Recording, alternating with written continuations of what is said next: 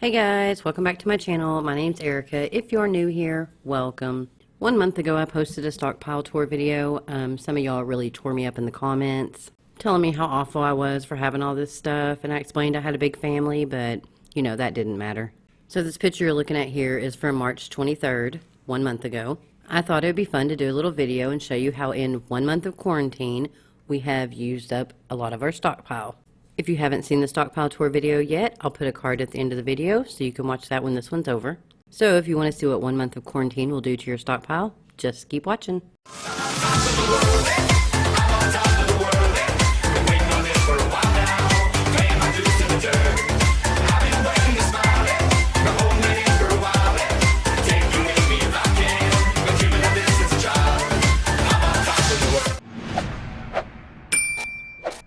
Now, before we do get into the Stockpile Tour, I want to let everybody know that I have donated to friends and family during this pandemic. I have also shipped boxes of stuff to people across the country at absolutely no cost to them. If you follow me on TikTok, you would already know that.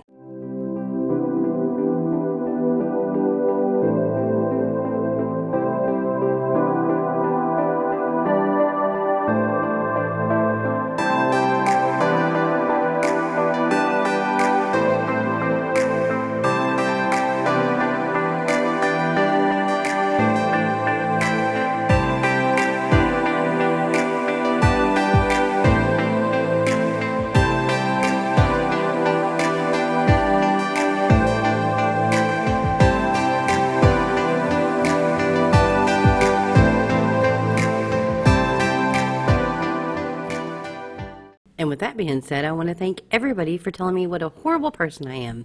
On another note, my friends and family and God know my heart, so I'm not worried about what other people think. Now I'm going to jump off my soapbox and we're going to see what my stockpile looks like now. So here's a picture of my canned food cabinet from 1 month ago. As you can see, my cabinets were full all the way to the edge. And now let's fast forward 1 month. And you can see the vegetables have died down. The Chef Boyardee is no longer existent. It is definitely time to restock on some canned goods. But at least I am still good on all my tomato products. Now let's jump back a month ago to my carb cabinet. Oh, how it was so full. I had all the sides I could possibly need. We had carbs for days. But then quarantine happened, and now this is what that cabinet looks like. It's kind of a sad sight, really. I'm getting the old Mother Hubbard vibes here. Really wish this virus would go away so we could get back to couponing. And now let's flash back a month to my pantry, how it was fully stocked. Plenty of animal food, lots and lots of candy, not hardly an empty shelf anywhere. Well, the pantry's not quite giving off that same vibe anymore. As you can see, there's lots of empty shelf space, very little candy left. We had tons of muffin mixes before. I think we're down to like 6 or 8 now. I mean, it's really quite understandable considering we're feeding 7 people, and then we have the boyfriends that come over. But I don't know about in your house, but in my house, there's a lot of bored eating going on where really you just have nothing to do but watch TV, so you eat for fun. If this quarantine don't end soon, someone's going to have to go ahead and call the producers of my 600-pound life and tell them to go ahead and head over to my house because it's getting ridiculous around here. As you can see, we have ate some cereal for sure. The drinks you see down below were actually stored in my garage, and I was able to move them into the pantry because there's so much room left. We're down to 1 bag of dry cat food now and 2 sad little cans of wet food. This whole roll here and this whole roll up here above these bags here were all full of dry cat and dog food. So it's definitely time for me to get out and start couponing for some cat food. The dog food's doing pretty good. The ready pastas, they're about the same. My pastas up top have dwindled down some. Yeah, so there's just a lot more empty space in here than there was the last time you saw it. But we'll get it built back up. It's just going to take a little time.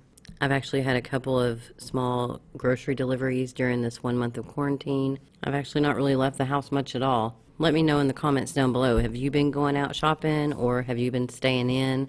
I'm not judging you either way. I say do what you got to do. And how about my deep freeze? 1 month ago, my deep freeze had tons of lunch meat, lots of frozen bread, and over 70 pounds of meat. So, what's it look like today? A little sad. It has probably 20 pounds of meat left in it. It's not nearly as organized as it was. But we found the banana popsicle, so that's nice.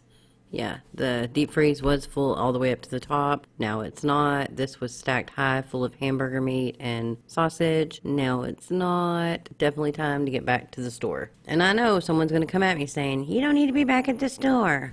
But I also don't need to run out of food. Okay, moving on. You saw this at the beginning of the video, but let's go ahead and refresh your memory before we flip over to today. And as you can see, a lot has changed. There is actually a window behind that shelf. You probably didn't realize that before. And we wipe our bottoms a lot, can you tell?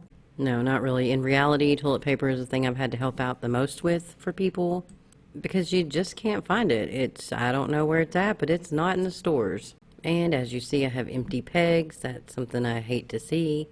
Makeup's pretty much the same because, well, let's be honest, nobody's going out, so nobody's really getting ready. But although no one's getting ready, we are taking tons of showers apparently, because my shampoo and conditioner and body wash has dwindled down. Hair products the same, hand soaps dwindled down. I did find some hand sanitizer at Five Below that I ordered a few bottles, you'll see there. Lotion's pretty much the same.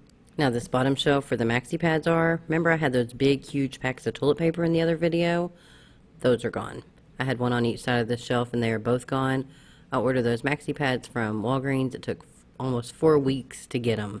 Here you can see our shampoo and conditioners dwindle down. As you can tell, we're not big fans of Tresemme. It's a good backup shampoo or donation shampoo. Pads and tampons we always have a lot of because we have a lot of girls.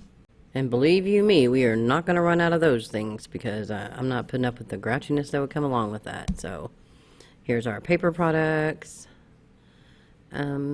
There's more of those maxi pads that replace the toilet paper. I guess in a crunch we could always wipe our bottoms with maxi pads. Deodorant's dwindling down. Toothpaste, I've donated a lot of toothpaste, gave away. Mouthwash dwindling down slowly. Razors, my kids apparently use a new razor every single time they shave their legs, so those are really dwindling down. Those pegs were full on the last video. So yeah, I gave away some tissues.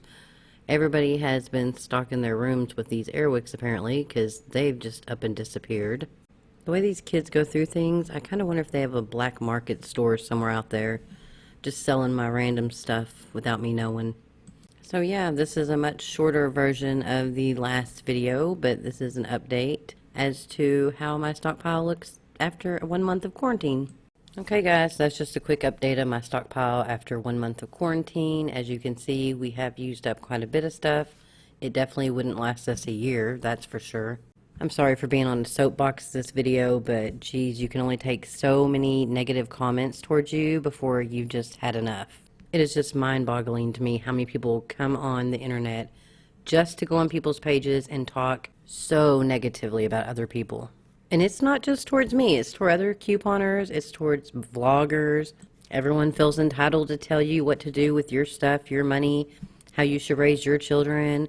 It's just ridiculous. I've never in my life seen so many hateful, negative people in one place. And I'm not gonna lie, I always try to comment back something nice, but letting them know I don't appreciate their little smart aleck mouth. But sometimes they get the best of you. Sometimes they get the best of me. Sometimes I can't hold back my angry words, and I hate to come across in the comments like that, but sometimes it happens.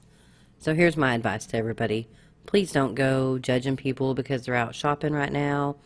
Don't go judging people because you don't know their story. They may have been sitting at their house with no food until that stimulus check came, and they may not know when their next paycheck is coming, so they may want to use coupons to save money.